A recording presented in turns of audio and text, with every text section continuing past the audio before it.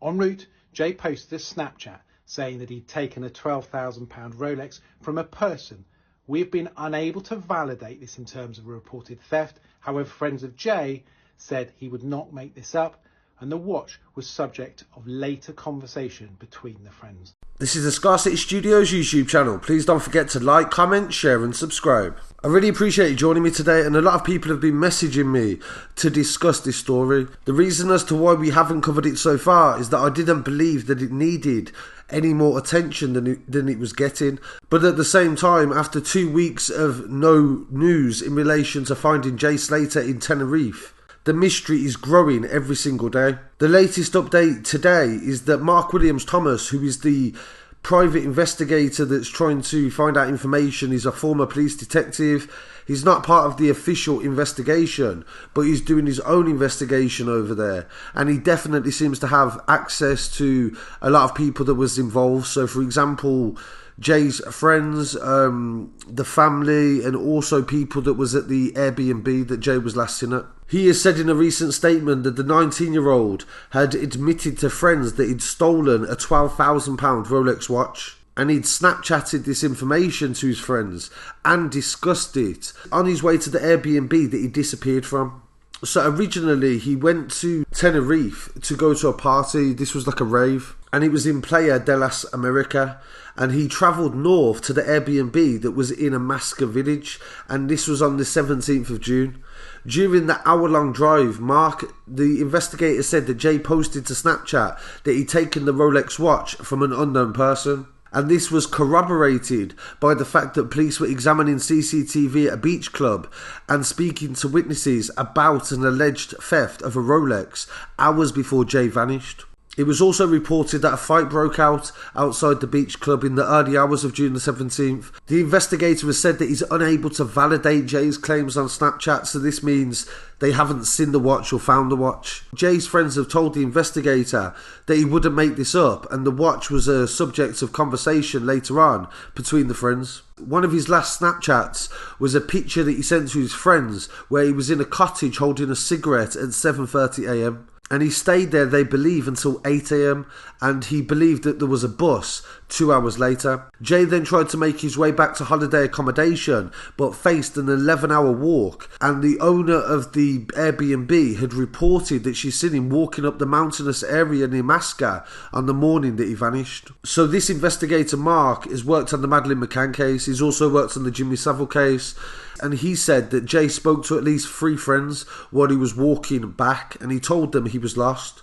At around 10 to 9, he made a frantic call to Lucy. This was another friend, and he said he was in the middle of nowhere with no water and only 1% battery on his phone. He was told by 2 people to go back to the rental Airbnb, but he said he could not do that, and he'd already walked for 30 minutes, and he was now off the road, and there was loose stones where he was walking. Jay sent his location at 8:49 and 8:50 to friends, showing him on a hiking trail in the rural area of Deteno Park.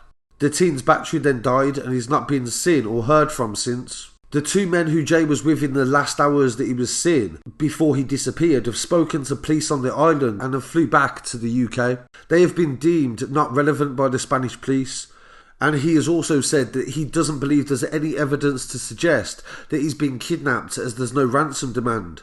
But they are not ruling out any third-party involvement, but they don't believe that there is any third-party involvement. And there is no evidence as of yet to suggest that he's became a victim of crime. The apartment that he was in just before he left and disappeared was searched by police twice, and Jay's heartbroken family have also spoken out today, and his mother said in a statement that we just want to find him. Her emotional message said that Jay is just a normal guy in his first year of his apprenticeship, and he's a very popular young person. We are a very close family, and we are devastated by this disappearance. And they said they have no information whatsoever about his whereabouts. So this story started with Jay at a rave, and of course new information had emerged as well about his past, where in 2021 himself along with several other people were convicted of a machete attack where they chased one man down the street and caused him serious injuries back when he lived in the UK.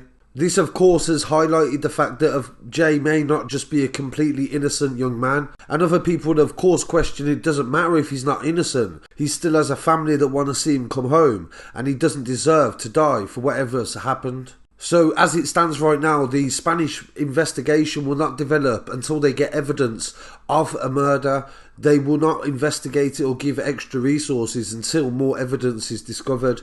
So until that time comes, he will just be classed as a missing person, and up until that point they will determine that they don't believe anybody else is involved and that he's disappeared on his own accord.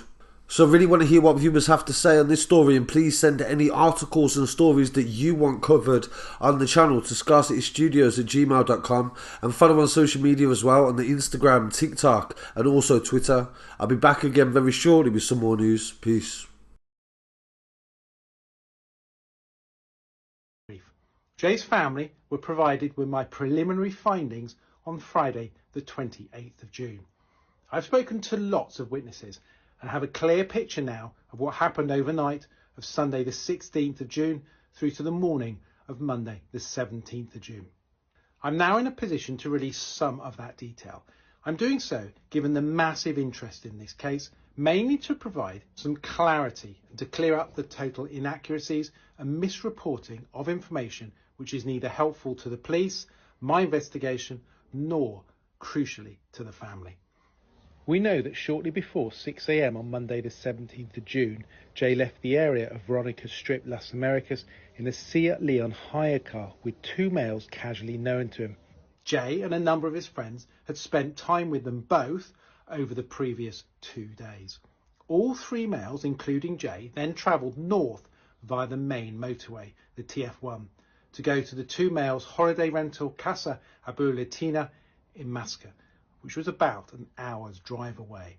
En route, Jay posted a Snapchat saying that he'd taken a £12,000 Rolex from a person.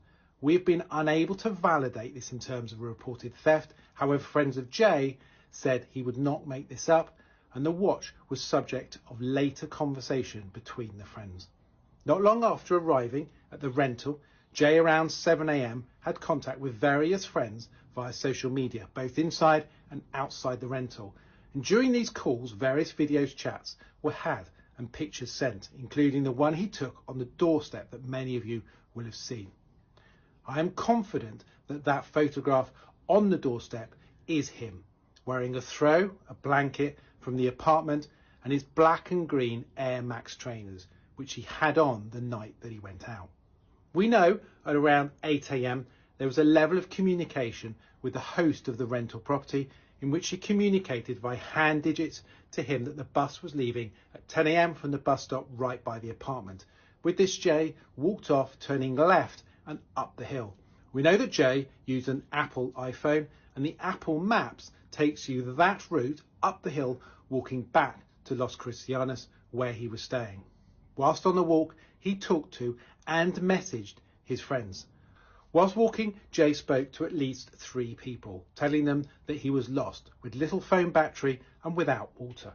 He was told to go back by 2 people to the rental. He said he could not do that, and that he'd already been walking 30 minutes, and that he was now off-road and was walking on a track where there were loose stones. We know that at 8:49 and at 8:50, Jay sent his location via both Snapchat and WhatsApp to 2 friends. We can confirm that it was Jay using his phone at that stage, and there was no indication that he was with anyone. The location is fixed by GPS, and we've done tests in the area, and it's accurate to 5 to 10 meters. The fixed point is the Barranco Joan Lopez hiking path, which fits the description given by the witnesses that spoke to him, stating that he was on a stony path and having walked 30 minutes from the rental apartment. From this point, no further contact is had with Jay because his phone battery dies.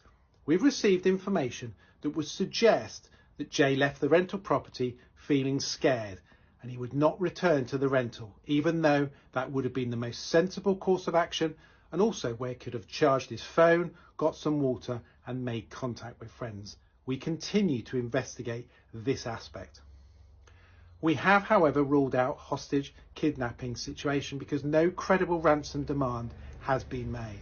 And we have no evidence at this stage to say there was a third-party criminal involvement in Jay's disappearance. However, there are still a number of outstanding actions, and therefore we still remain open-minded to the possibility of this changing. The evidence is that Jay walked off from the rental, walked for about 30 minutes, and then sent his location at 08:49 and 08:50, and we know that he was at that stage off the road on a track with loose stones, and we have that fixed as a location on GPS.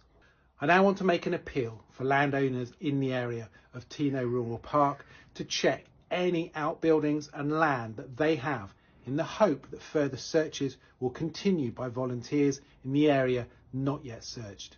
I've largely remained silent to date with our investigation, not giving any interviews, but have felt the need to make a statement now to clear up facts, which I've advised the family I would be doing. This has been done as I hope it will enable people to accept the evidential facts and thus reduce the number of and inaccurate reports and information that are being publicised and circulated. You will appreciate that as part of our investigation we have spoken to a significant number of witnesses both here in the UK and in Tenerife, including Jay's friends who are fully engaged with us, and as such we've received a significant amount of both personal and sensitive information. We've even spoken to significant individuals in the drugs fraternity in Tenerife. Much of that information is highly sensitive, and so therefore we will not be releasing it. We continue our investigation to try and find out what happened to Jay, and if you have any information, please either contact the police in Tenerife or you can contact us anonymously through the